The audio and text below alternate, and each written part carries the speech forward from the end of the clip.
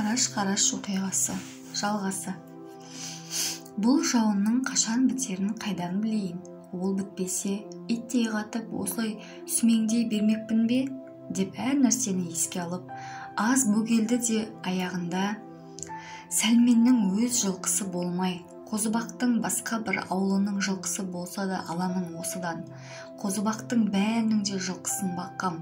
Бар Қозыбақ түгел менің қанды мойын құны керім, деп бозды тебініп қалып, оң жағындағы бетке қарай қапталдап ерлей бастады. Анығында есе тиіп, Тектіғұл үшін Сәлмен құн төлер болса, бар Қозыбақ ауылына үлес тиетіні рас. Бақтығұл үйден шыққанға 2 күн болғандықтан местегі малта да таусыла бастаған. Сол 2 күнде шайнама жемеудің үстіне енді сосын да жоққа тон. Тау ішінің аш қасқырындай бұралып, сарымсақтының қарағайында бір күн, бір түн бекініп жатты. Ел көзіне түспеймін деп еді, аш күйінде ұйқыда көрген жоқ. Басында үйден аттанғанда ойдағысы жалғыз Сәлмен жылқысы еді. Ең болмаса сәтті қолға берсе деп еді.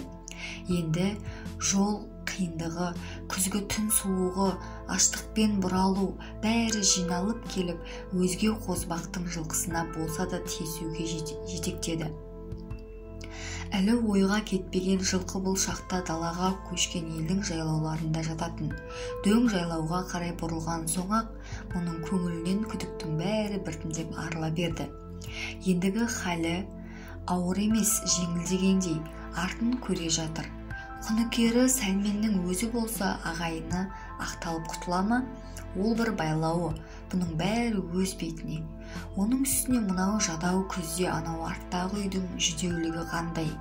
Телміріп қолына қарап отырған қарны аш қатын баланың ортасына бір сезім тайды.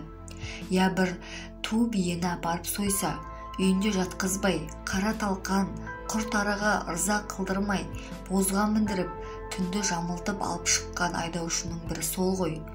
Дөң жайлаудың кер белеңін өрмелеп келе жатқанда, Бақтығұлдың бойына тым қайрат жиналды. Шаршаған, қажыған, тоңған денесі ширыға сілкініп алды. Талай заман ашығып, үрпейіп, құзды қуалай жоғары төмен шүйіп, сорғалап жүріп, аяғында жүгірген бір жемін екпіндеп келіп, соғып, жығып, тұяғының бүктеп басып, сығымдап отырып, қораздана сілкінетін. Алатаудың қарлы басын мекендеген аспан тағысы бар емес пе? Қазіргі Бақтығұл шабыты келер күннің ыстық, домды қызығына сондайлық етпеттеп алып, түрлене түскен. Жасынан өздігінен мұндай жүрістік көсі өтпесе де, жортуылшы, жорықшы деп атандырып, Қозыбақ аулы мұны жылқыдан басқа түнгі жүріске көп жұмсаған. Дағды бойынша түнгі мол жылқыдан мал алып шығу бұған оңайдың оңайы сияқтанатын. Әр қашан қандай сасқалақтық үсті болса да, жауырыны жерге тигенше, айла тәсіл істеп, бір жолата жығылып түскенінше қарсып көру Бақтығұлдың ұдайы дағдыланған мінезі. Кезегінде барымта жолында жылқышысы ояу жүрген қалың топқа жақындап тұрып, енді кіремін деп қадалып келгенде, көбінесе көрінбей-ақ, орайын тауып кіріп кеткіш. Сондай ер жырындылығы үшін мұны Қозыбақ аулы көбінше жортуыл барымташының басы өтіп жіберетін. Бақтығұл қолына түсіріп алған малын да қуғыншы жау қолына оңай бермей қоймайтын. Соғыста айлакер ер, шоқпар сойылға өте жырынды. Ат үсті соғыста біреу ғана емес, 2-3 кісімен де соғыса аламын, алғызбаймын дейтін сенімі зор. Шынында солай екені раста, көп жылқышыдан ерекше жерлері осы мықтылық пен ептілік, ерлік болатын. Бойы сергіп алған соң Бақтығұл ер үстіне көтеріліп, етегін жинап, түзеліңкіреп отырды. Тықырды білдірмеуді ойлайтын мезгіл болып қалған. Өйткені бағанадан алыстағы сарынын естіген қалың жылқы осы алдындағы ек артпа бір белдің ар жағында шатта жатыр. Сақ, сергек жылқышысы болса, шеттей шығып, тың-тыңдап жер шалуға болады. Сондайдың кезіне түспеу керек. ендігі тықырды білдірмес үшін атқа да тасты жерді басқызбайды. Көптен жалғыз келе жатқан ат қалың жылқыны сарынын естіп, не кісінеп, не пысқырып жібермесін деп тізгінді тежеп, аңдып ұстап келеді. Басын да төмен салғызбай шаужайлау түседі. Қой торыған бөрі де енді жұтынып, қомданып алған дөңгелек денесі анда-санда маңайды болжағанда алды-арты жан-жағына шапшаң бұрылады. Барлық қозғалысына ұршықтай үйірілген жіті сергектік пайда болған. Кішкене қысық көздері жауынды түнді тіліп өткендей, тау ішіне шаншыла қарағанда көрсетпесін көргендей, енді жылқыға оқ бойындай жақындап келді. Қалың жылқысы жие-жие пысқырып пырылдап анда-санда тай құлыны үйірсек айғыры кісіне түсіп, сайдың шебін бырт-бырт үзіп, Бақтығұл жаққа қарай сырғып бетте келе жатыр. Бұл иек тартпадан сәл уақыт баспалап тұрды. Сыртылдаған бір қалыпты ақ жауынның ішінде қалың жылқының тыныштықпен жайылған тынысы ғана сезіледі.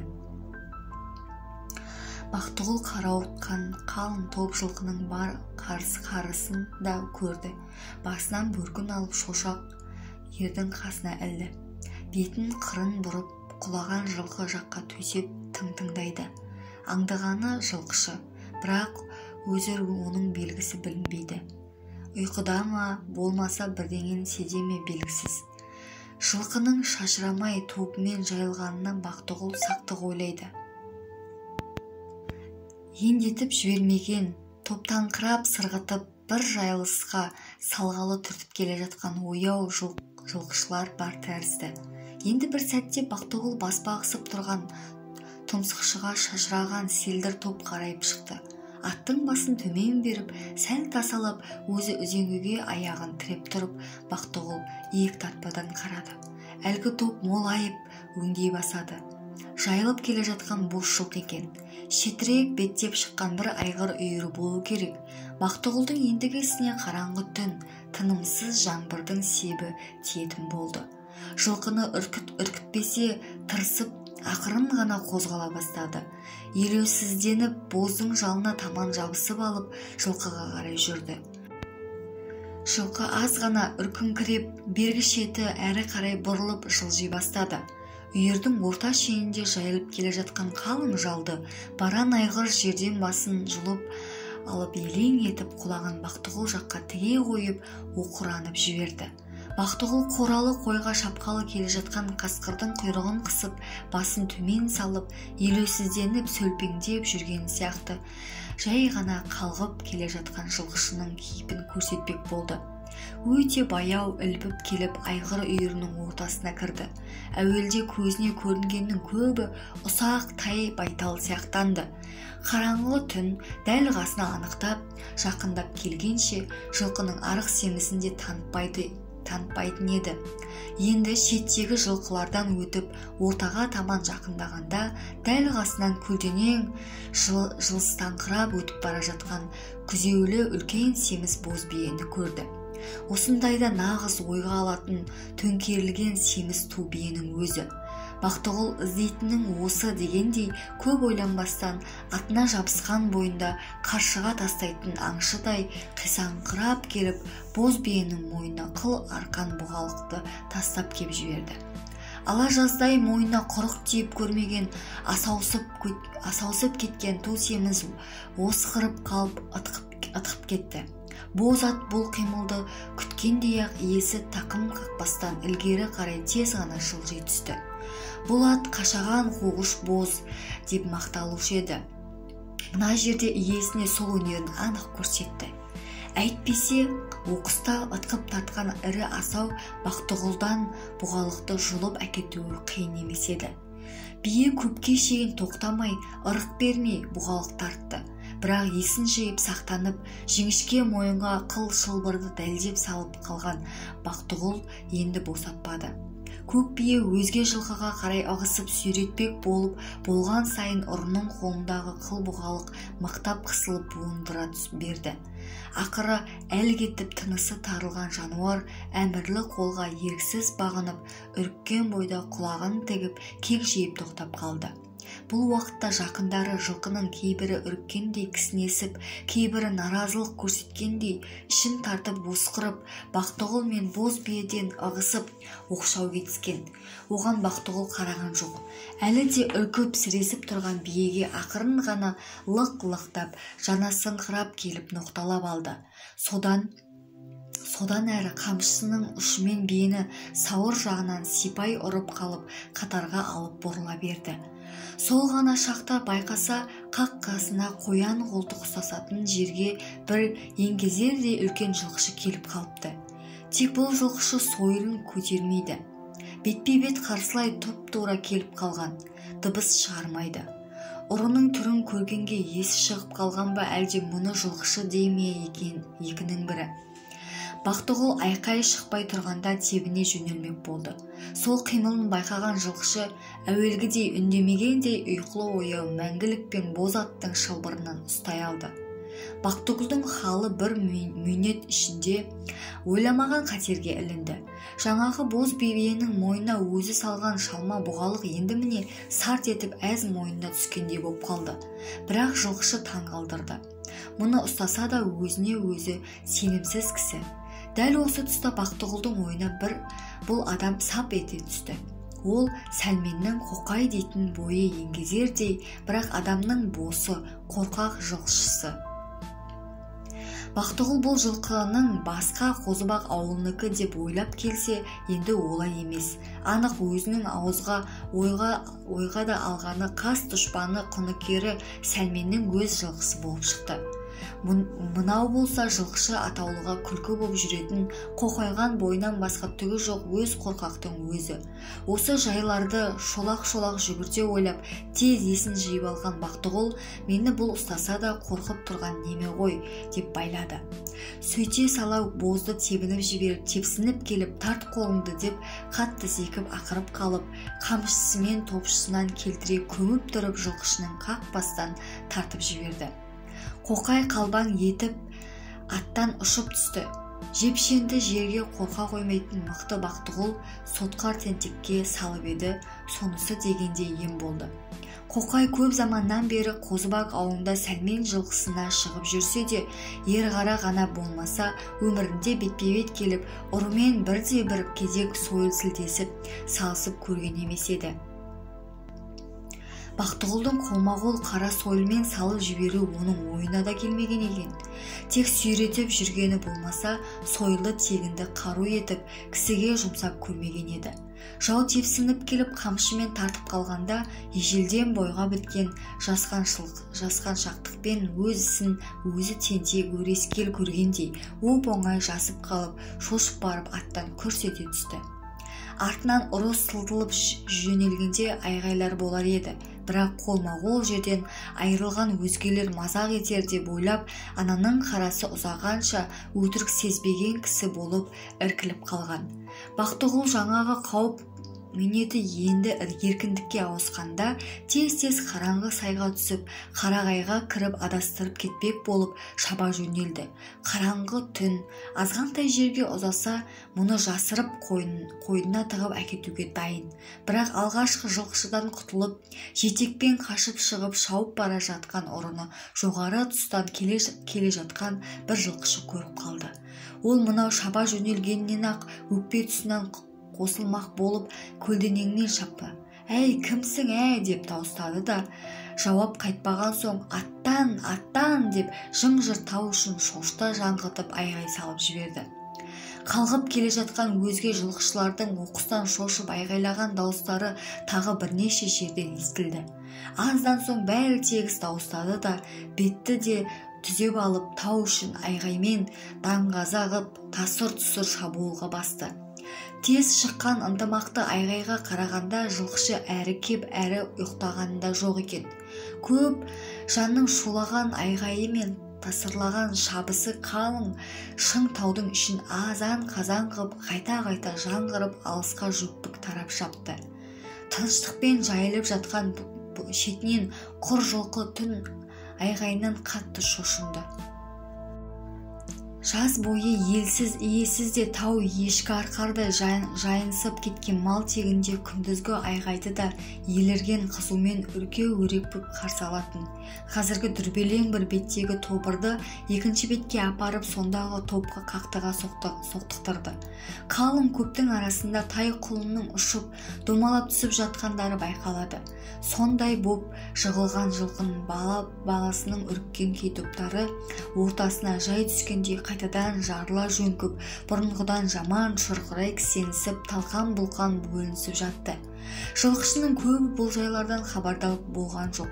Алдыңғы айғай шыққан беттен дырду-шуды көбейтіп, құр дақпыртқа шапқаны болмаса, олар ешкімді көргенде жоқ. Адасып қалды. Тау іші тұмсық айналса адастырды. Сойыл салым жерге ылдиға бұрын түссе жер жөніне білетін жортуылшы кез жаздыруға жарайды. Жылқышылар бір-екі тұмсықты айнала шауып арсалаңдасты. Аяғында дабырласып жүріп бірін-бірі тауып алды. Не болды? Не болды қызыңды? Десіп бейбіл тіл мен былапыт сөздер айтысып жай сұраса бастады. Көрген бар ма? Неден шықты? Аттанды кім салды? Деседі. Осы шақта олар өз арасындағы басшы жылқышы Жамантайдың жоғын байқады. Алғашқы айғайда соныкі болатын. Жылқышылар көп бөгілмей соның алғашқы дабылы шыққан жеріне таман шұбырысты. Быдырай жүріп дабыстап Жамантайды шақырысқан. Сол кезде етекте сәл ыңырсыған дауыс естілді. Қия беттен аттылар әупірімдеп қапталдап шұбай түсті. Зорға дегенде етекке тақады. Қараңғыда ат көрінбейді. Бір кертпе тастың ернеуінде қарауыта қозғалып жатқан қарайғанды көрісті. Жолдастары Жамантайды атын атап дыбыс бергенде бір қалыпты ыңқылдап басқан жауап естілмеді. Жатқан жалғыз кісі сияқты. Кім екені белгісіз. Тек қасына тақап келгенде ғана Жамантай екенін білісті. Басынан қан ағып жатыр екен. Алғаш ұстай алған жылқышы жылы қан қолына тигенде, «Мынаған не болған? Қанға боялып жатыр ғой», деді. Жылқышылар бұл хабардан сескеніп қалды. Әр түрлі тіксінген үндер қатысты. Жамантай ептеп ыңыранып, есін енді жиюға айналды. Болған оқиға мынау еді. Қолында жетегі бар жау алғашқы жылқышыдан сытылып қашып шыққанда, Жамантай аттан салып сойылын ыңғайлап алып төтелей шапқан. Жау мұны көрсе де төмен бұрылып кетпей, алғаш қиялаған бетімен дыбыс бермей қамшыланып қаша берген. Төмен тартпағаны беттің тіктігін, тастарын ойлаған. Жау жер жадысын білетін анық жырындылығын істеген. Жамантай жоғарыдан бұған қарай шауып келіп, ұзатпай-ақ ұрымтал жерден айқасып қалған. Бірақ көлденең келе жатқан қос ат ылдиға ұмтылған. Жамантайдың атын қағып шығып кетуге болушы еді. Жылқышы соны мезгілінде ойлай алмай, ерте сақтық істей алмай қалды. Ағынмен келіп бір рет сойыл сермеп ұрып қалды. Бірақ тым жақын келіп сермелген қару анаған дендеп тимеді. Иығынан асып орта жерге ғана тиіп еді. Екпіндеп келген аты қосардағы биеге қақтығып, сүрініп кетіп ылдиға қарай құлауға айналды. Бақтығұл белбеуіне қыстырған қол шоқпарын босатып алып, қиыс етіп бара жатып артынан шапшаң айнала беріп, бір қолдың сыртымен қара шоқпарды сілтей соғып жіберді. Жүріп бара жатып сермесе де жүрегі тіксінбей, есеппен нығыздап ұрып қалған шоқпар Жамантайға ауыр тиіпті. Дендеп келіп, қара тұстан тиген екен. Сол арада жылқышының аты да жығылған. Соның басынан асып, ылдиға қарай Жамантай өзде домалап құлап кеткен. Бақтығұл ең соңғы тосқан қауіп-қатерден сытылып шығып алып, аса қатты шаппай жолды болжай келе, текірікпен алдағы тасты айналып қарағайға кіріп кете барды. Шабылған көп иттің тобынан жұлқынып аман сытылып шыққан көкжалдай болып өз-өзінен дұрдиып, бүлкілдетіп жорта берді. 2-3 түп қарағайдың арасына тура жүрмей, қуғыншыны беттен шатастырмақ үшін 2 рет қисық шимай салып жіберді. Кейін ізге түскен қуғыншыны да адастырар жүрседі.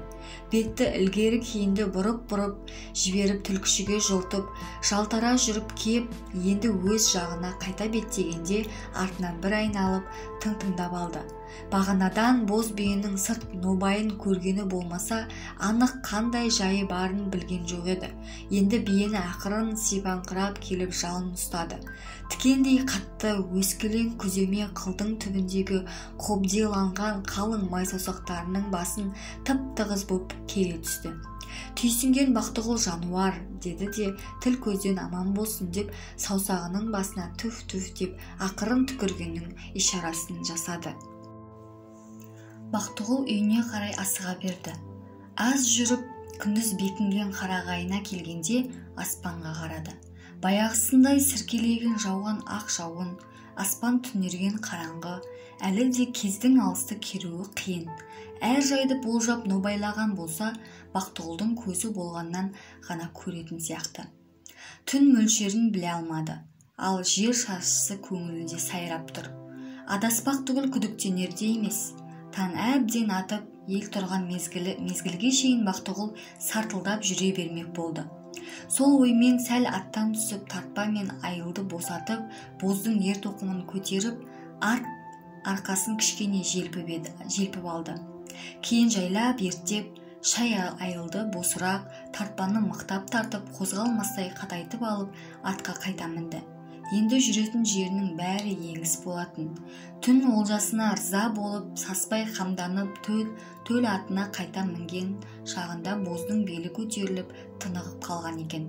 Ойға қарай жіті бастырып, Қарағайлы тауды құлдилап, қос атты жортуылшы жол тартты. Бақтығұлдың ауылы жаңағы аттанған тұстан күндік жер.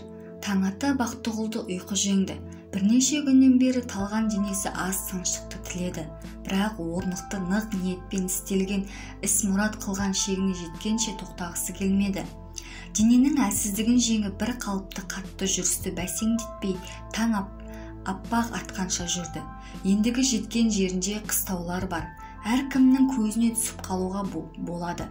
Сондықтан таудың бір қабат ішін алып, ылғи ғана қалың қарағайды құндыздап жүрген. Сонымен арада бір-ақ жерде ғана демалып, келесі түні түс ауа биік тау қойнында жасырына отырған жалғыз қорасын тақап келді. Мұның жалғыз үйлі кедей ауылына сапырылысып келіп жатқан кісі жоқ болса да, бөгелместен малмен келу ағат болар еді. Ауылының желкесіндегі қиын тасқа боз биені төрт аяғын тас қылып бекітіп тастап, өз үйіне келді. Жыртық киімді, күрең жүзді қатша балаларына шай қайнатып отыр екен. Үй іші әлі қора жанында тігілген жыртық қара киіз үйде. Тамға кірген жоқты. 3 бала бар. Үлкені Сейіт 10 жаста, қалғанының үлкені 5 жасар, Жұматай. Ең кішісі 2 жасар, емшектен әлі шықпаған, қара қыз Бәтима. Бақтығұлдың келгені үрпейіп жүдеп отырған кішкене кедей үйге жан кіргізгендей болды. Ұзын бойлы, аша майлау келген қатша ерінің жүзіне жылы қарап қарсы алды. Бақтығұл үндемей, жай қозғалып, есік алдында жатқан шырпы отынан аттап өтіп, төрге қарай шықты. Бірақ отырмастан маздап жатқан отқа қызығып, «От қалай жақсы еді, тез беретін шайың бар ма, қатын?» деді. Аз күйбеңдеп байына таман бой соза түсіп қатша «Жол болды ма?» деп күбір етті. Оған тура жауап берудің орнына Бақтығұл «Бұл шайыңды болды, жұмыс бар» деді. Қатша үйіндегі барымен шайын берді. Жаздан іркіп жүрген жалғыз сиырдың майы бар еді. Кебежені ақтарып, ескі қарыннан сонысын да алып салды. Анда-санда түрегеліп қозғалғанда шай құйған шақта жұмсақтау жылы денесін Бақтығұлға сүйкей өтеді. Балалар әкесі келіп үй ішінің шырайы өзгергенге мәз. Шеше мен әкенің жақсы қабақ, өң шырайларына бұлар да белгісіз себеппен жылынып, көңілдене бастады. Жұматай мен Бәтима бірін-бірі түрткілеп, сықылықтап күлісе берді. Бақтығұл 3-4 кесе шай ішіп, қайтадан киініп түрегелді. Үй ішіне әрдайым көп сөйлемей, сырт жаңалығын бірақ әкелетін тұйық мінезі бар еді. сол дағдысымен тек әйеліне ғана бір айналып, аздан соң қабыңды алып кел деді де шығып кетті. Жұматай ойнақыланып, біресе Сейіттің, бірде Бәтиманың қолындағы ірімшік құртын тартып алып, кейде алысып, кейде жағаласып қалып, көбінше өзі де қутыңдап, Сейітті де күлдіріп, үрде ойнап қалысты. Қатпа балаларға үйден шықпаңдар, отты байқап отырыңдар, кісі келсе апам тезек тере кетті деңдер, деп жүріп кетті. Қора желкесіндегі бір жөке жақпардан асып түскенде, ар жағында үлкен қойтастың бауырында боз биені жардай қылып жайратып тастаған ерін көрді. Үлкен ту биенің 4 борбайы көтерілген, Бақтығұл биені шапшаңдата сойып терісін сыпырып тастаған екен. Бұл жартас тегі қора сияқты болып кеткен. Айналасында кірер ауыз жоқ. Бұрын көл сияқты бірдеңенің орны болса керек. Келетін кісі сыртындағы бірақ жердегі ернеуден асып түседі. Айналасы тастан салған қабырғадай бітеу бір жасырын жер. Бұл жыраның сырты да жақсы. Маңайының бәрі де шашырап түскен үлкен-үлкен қойтас. Араларында белгі жоқ. Быжырық шатқалаң. Сырт көзге де қалың бір бытқыл қиын жер боп жататын. Қатша көк биені жұлқылап жатқан еріне көп сөз қатпай-ақ бірге сойса бастады. Биенің ішін жарған соңда қатша мол етті мүшелеп бұзасуға қатты көмек етті. Қақпақ тастың түбіне кішкене келіп сыздықтатып от тұтатты. Бақтығұлдың бірнеше күн аш екенін еске алып, май тыққан көк бауырды тағы бір 2 кесек майлы етті шоқтың арасына тастап жіберді. Бақтығұл түтіннен біреу сезіктенер деп ойласа да, әйеліне қой деген жоқ. Аштық ақыл ойлатпады. Сонымен кеш батқанша биені шала шарпы сойып болып, аз күнге керек болатын етті бұзып, ыңғайлап, қолмен санды бұзусыз күйінде қора тастың ішіндегі үңгірге орап апарып тығып, аузын үлкен таспен мықтап бекітіп, әзірге бір қап етті ғана алып, екеуі ымырт жабылар шаққа үйге келді. Бақтығұлдың көңілі талай күнгі қауіп, сақтық, тынышсыздықтан енді біраз жай тапқан. Қалың тік қара мұрттың астынан сол сүйсінгендей жымияды да үндемейді. Қатша қапаш-құпаш қамданып, кішкене қара қазанды жанып тұрған құрғақ аршаның үстіне асып жіберді.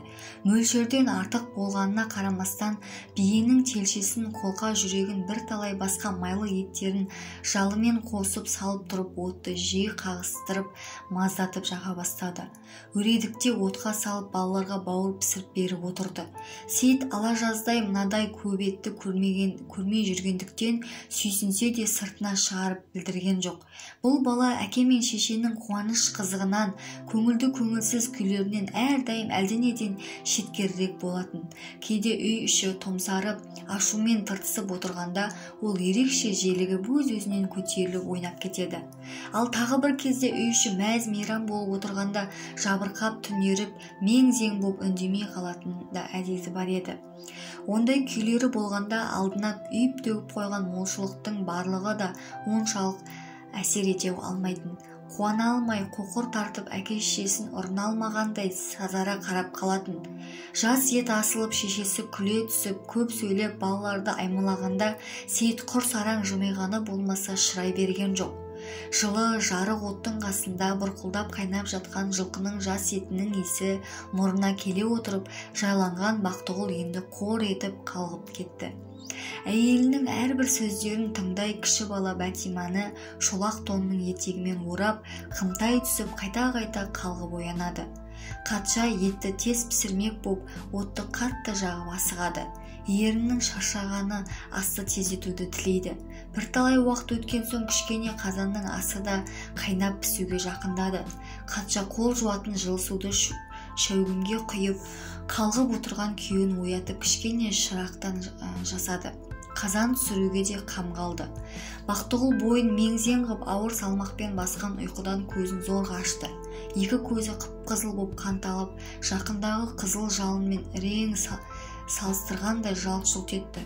Ұйқы уақытында іргеден соққан күз суығынан жауырыны тоңазып қалған екен. Құнысып, ырғалып, жотасын бір-екі қозғағанда бойы сәл серігіп қалды. Бас жағында жерде жатқан белдігінен өткір ұзын қара пышақты суырып алып, сол қолының бармағымен сүйкеп жүзін керді.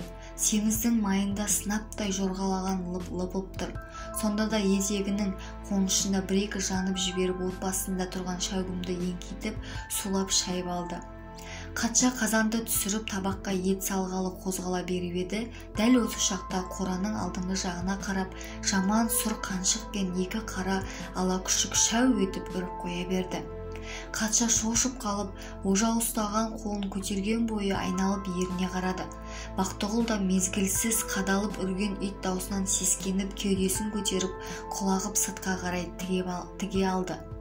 Дүрсілдетіп жүріп келе жатқан көп аттың тұяғы мен сүйретіп келе жатқан сойылдың тастаққа соққан тықыры естілді. Бәле болмаса игеді, қазанның бетін жап деп қалды.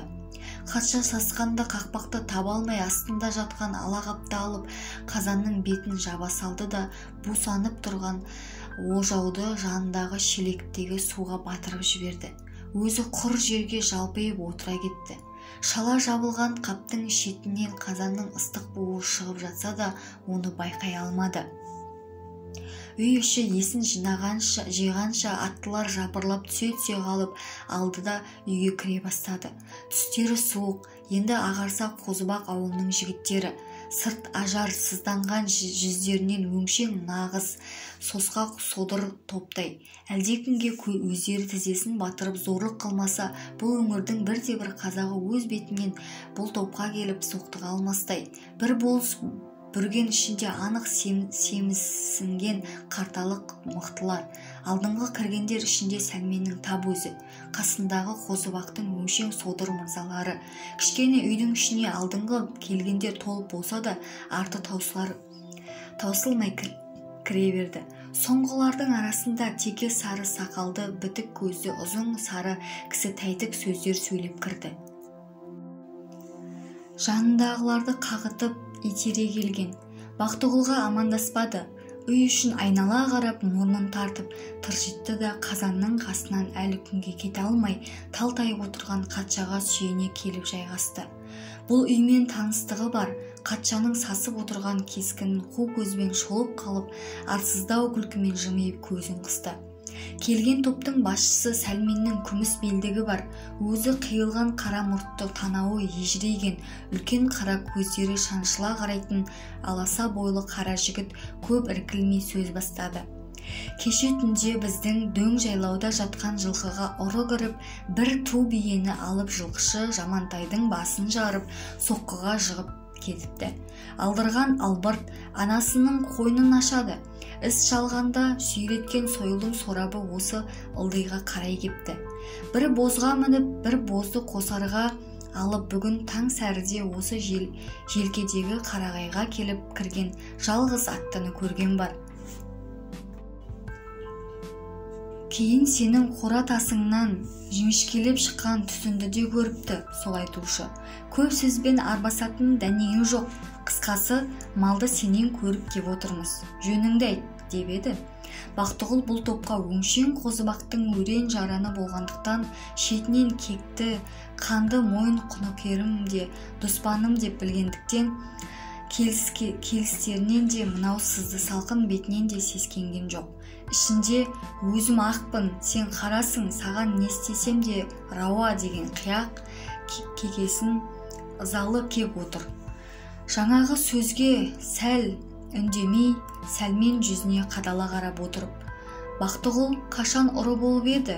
Ендігі маған етпек қиясың, ұры демексің бе? Деді. Сәлмен шапшап сөйлеп ызалана түсті. Ұры демесем, ұрыдан құрыда емессің. Бақтығұл алғашқы бетінен қайтқан жоқ. Ендеше тауып ал сол ұрыңды да құрыңды да. Бұдан әрі екеуі қырын отырысып, қатқыл салқын үндермен қияс түспен егесе қарасып, жылдам жауаптасып кетті. Мен тауып отырмын, ол сенсің. Кім айтты деп солай дейсің? Айтушы бар деп солай деймін. Алып кел айтушыңды, мойныма салсын. Атты алысқа айдамақсың ғой. Мені сорғалаған қан, сойқақтаған із әкеліп отыр. Сен алдың малымды. Кешегі қолымда өскен Бақтығұл ең. Бәсе қолыңда өссем, мынауың қай сұмдығың? Жалаң не? Сен маған қастық етіп отырсың, мен не қылған адам едім саған? Бақтығұл енді жалтармай шынға қарай ауысқысы келді. Не қылма бең? Неңді алып ем сонда? Немді алмадың, жанымды да алғансың. Жар деген жалғыз қанатым тектімді тепкіңмен өлтірмеп пе едің? Солай де, ендеше құныкерің екем ғой. Бәсе, құныкерім екеніңді аузыңа Құдай салып отырған шығар. Сенің соққыңа жығылып, сар тектесек болып, 6 ай қыс жатқанда 20 жыл босағанда шіріген сол Тектіғұлға тым құрса қатқан тоқты қалжа бердің бе? Санай түс ендеше, тағы бар болар менен алмағың. Тегі менің малымның қақ жартысы сенікі шығар. Қалжыраған қара мойын құл, қалай танытыйсың? Жіңішкерген аурумен Құдай алған ініңді әкеткен ажал мен деп бедің? Санашы тағы, қандай алмағаның бар Қозыбақтан, Сәлменнен әлі де. Бақтығұл қайнаған әділ ашу үстінде не де болса барын айтып қалмақ ниетте болған. Санаттың ба? Ендеше 16 жасымнан 36 жасыма дейін, былтырғы күзге дейін 20 жылдың қасында қар төсеніп, мұз жастанып, жаз жалғыз түн тыным көрмей күзетіңде жылқыңның соңында өзім өттім. Қозың мен қойыңның соңында қораңның шетінде түндер бойы көз ілдірмей 20 жыл бойы інім Тектіғұл өтті. 12 жыл бойында мынау әйелім Қатша шешеңнің қызыл бәйбішенің қолында сарала етек күн болып отымен кіріп күлмен шықты. Сол бәріміз кеше қасыңнан кеткенде немен шықтық? Екі қолымызды мұнымызға тығып шыққанымыз жоқ па? Сәлмен шытынап, жарылардай сыздап отыр еді. Мынау сөздер бетке соққан қамшыдай шабақтады. Өзің сөйтіп айыпкер де, құныкер де мен болғандықтан тіліңді осылай безеп, қолыңды маған қарай осылай жұмсап отыр екенсің ғой. Сен не дедің осы? Маған дауыңды айтып, өкіміңді де айттың ғой. Тіліңмен сөкіп, қолыңмен қылып отырсың ғой қыласыңды. Енді оттағанды қысқарт, сал малымды қазір орнына. Малыңды ертең көлденеңнен алдына барып айтысқанда аларсың. Уәмай, адырағал, не күшіне сенеді екен осы қаңғыған қу кедей? Мен күшіме сенген кісі емеспін, сен күштісің, бірақ мен төрешіден, көлденеңнен арамызды айырар әділет іздемек болдым. Аларсың сен, саяқ сындырақ, Қозыбақ ауылынан есек құмақ сен не теңің еді? Көлденеңге бармақсың ғой, барайық, болсын солай, бірақ қазір малымды шығарып бер. Бір бие емес, 100 биелік сөзің бар екен, жеңіп ал да бәрін ал, қазір биемді шығарып бер. Бақтығұл бұл тұста жалтармасқа амалы болмады. Айлакер жоқшы алдап түсіргелі отыр, тығырыққа қамап тұр. Биең қазір қолымда жоқ, ол қайда? Бір ілік тесіме жетектетіп жібердім бүгін. Жаның шықсын өтірік, шыным сол, бар жауабым да сол, дегенде қатуланған Сәлмен қамшысын жұлып алды. Сол кезде төмен отырған сары кісі басын көтеріңкіреп, дүңкілдеп, келеңсіз жуан дауыспен: «Әй, Бақтығұл, жөніңе көшсеңші. Атты алысқа айдап қайтесің? Нақ осы мына қазандағы мұрынды жарып бара жатқан жас жылқының еті қайдан шықты? Осыны қалай танасың? Қане енді ағарып көрші», деп кішкене қазанды Қатшаның алдына көтеріп алып ортаға қойып, таң қалған жұрттың көзінше ала қапты жұлып алды. Сары сақал мұнымен қоймай Қатшаға бұйрық етті: «Табақта кел, өз малымыздың еті осы, сен жегенде біз жемей екенбіз, кел қол жуыңдар», деп бұйырғанда барлық 10 шақты Қозыбақ жігіттері мазақтан күле түсіп қамданыса бастады. Қатша ұяттан жерге кіргендей намыстанып қысылды да табақты алып берді. Сары сақал етті өзі түсірді. Енді барлық жоқшы оқырана күлісі бірін-бірі қылжақпен қағыта отырып піскен еттің барлығын табаққа өз қолдарымен салды да қоралай отырып қолға бір-бір түйірлей үлесіп алып жақсы піскен жас етті күйсей бастады. Араларына Бақтығұлды да шақырғанда жоқ. Қатша ашумен көзі жайнап тамсанып отырып қалды. Өмірде не қорлықты көрсе де дәл мұндай жер болғанды білмеген еді. Бақтығұл бабын таппай бір нәрсе демек болып еді. Мына жұрт ендігі сөзін тыңдамастан етті соға берді. Аяғында етті тып-типыл жеп алған соң тасыр қара Сәлмен Бақтығұлға әмірлі дауыспен зекіп бұйрық етті: «Тұр, қораңның ішін көрсет. Тінтеміз, саған осы биенің етінен бір жапырақ бұйыртсам атым өшсін. Барлық етін қазір алып кетемін. Енді жаның барында алдыма түс, бетіңді түзе». Үй іші тасыр Сәлменнің ашулы сөзінен сескенгендей жымдай қатты. Бақтығұлдың шаршаған ашыққан бойы бұрында ашумен қатты тыртысып, зорға шыдап отыр еді. Ендігі мінез мұны да жарып жібергендей болды. Жанындағы Сәлменге суық жүзбен қайсарлана қарады.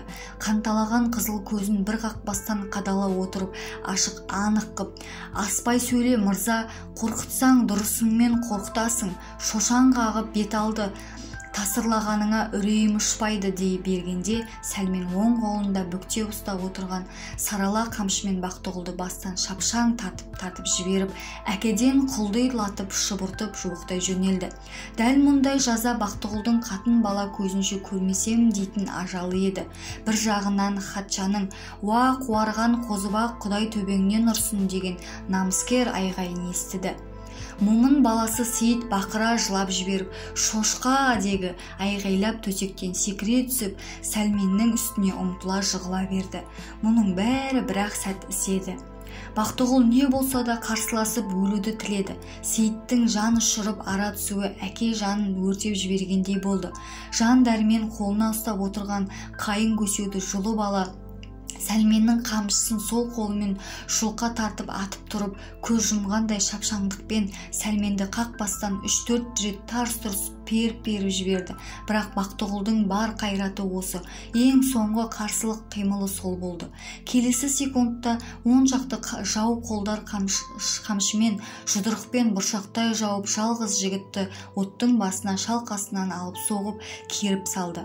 Ашу айғай үстінде Сәлменнің "Әкеңді тоң мойын құл, ертең саған сәт болыстың мөрін бастатып баугеспе" деп абақтыда шертпесем, әкеңнен тумай кетейін, жерге қағамын, жерісі бір қайда айдатамын деп Бақтығұлды тепкілеп жүріп, төпеп сөйлеген қастық сөздері жаза көруші жалғыздың жанына жаман сіңді. Жаза тынымсыз, тепкі мен қамшы, боқтық пен зорлық бар қорлығын өтіп жатыр. Басы мен ұлы денесінің ешбір жерін талаған жан жоқ. Бетке де етектерінің өкшесі бүкте ұрған қамшыда саябырсыз, толассыз тиіп, көз алдынан дамылсыз найзағай ойнағандай от ұшқындарын жарқ-жұрқ ұшырып жатыр. Бұл күй азғантай уақытқа ғана созылған сезеді. Содан әрі Бақтығұл еш нәрседен хабарсыз қара түнде бір зынданға, я үлкен қараңғы құзға лақтырылғандай, обыр тажал жұтып кеткендей үлкен меңіреу жоқтыққа бір-ақ батып кетті. Ақырғы ғана рет көз алдына бір жарық лап ете барып шұғылдана кесіліп сөніп қалғандай, сол соңғы секундтық шекесінен тыз етіп тиіп өткен біздей өткір шаншуды ғана сезіп қалды. Ең соңғы сезім ұшығы сонымен таусылды. Қараш-қараш оқиғасының жалғасы тағы да болады.